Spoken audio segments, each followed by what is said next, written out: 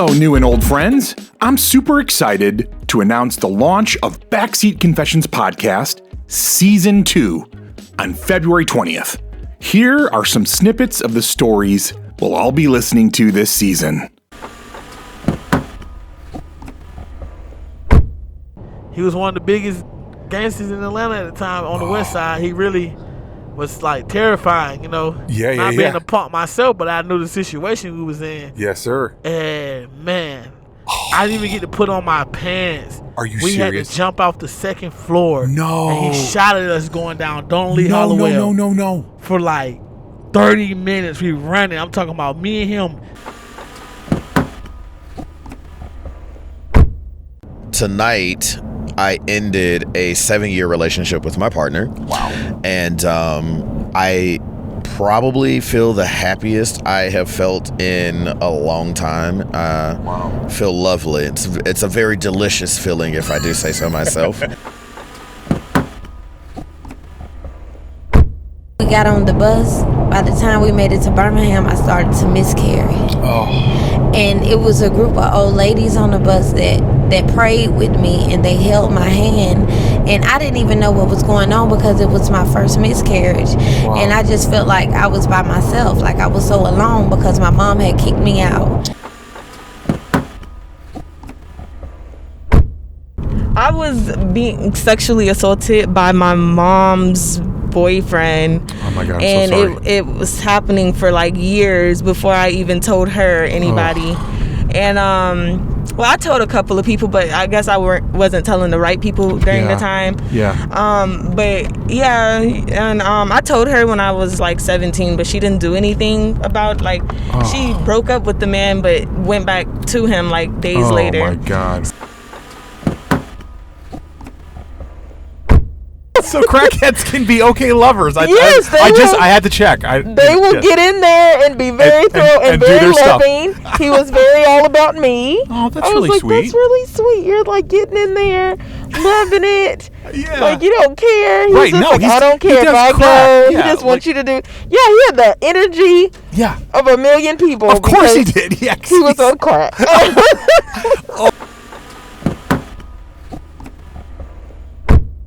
An executive that I couldn't stand, but we had to talk going to the airport. Yeah.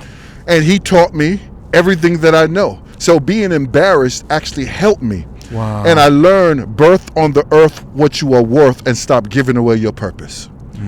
And from that I created a television network called XOD Network. And so it was all about how you can pick if you're, into, bisexuality, polygamy, pansexual, into couples, whatever the case may be, sex in public. Yeah. And I was at a very interesting time in my life where I was just like, sex in public, sex in cars, you and your wife, whatever the case may be, left and right. Like, I was into it all. I was like, the world is my sexual oyster. Right. Which I created this program for them, and it's a life-changing experience whenever you work with people with special needs, because people think that these kids or these people people look down on them because of their disability, but in reality these people that have these disabilities are gifted with the fact that they're not corrupt by the outside world, and the only thing that they can give you is love. Yeah. One time while a man was fucking me, my dog Fluffy decided to lick his ass while we were while he was in me. So his reaction was he looked at me and he looked at Fluffy and he said, "Get your fucking dog off of me."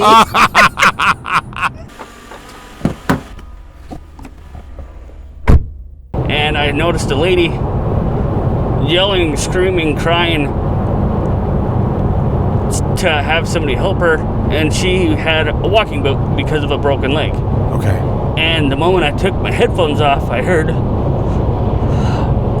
the little girl screaming in the back seat of a black SUV. Oh, Jesus. That was almost out of the parking lot of Winco. Oh, wow. I dropped everything I had and took off running.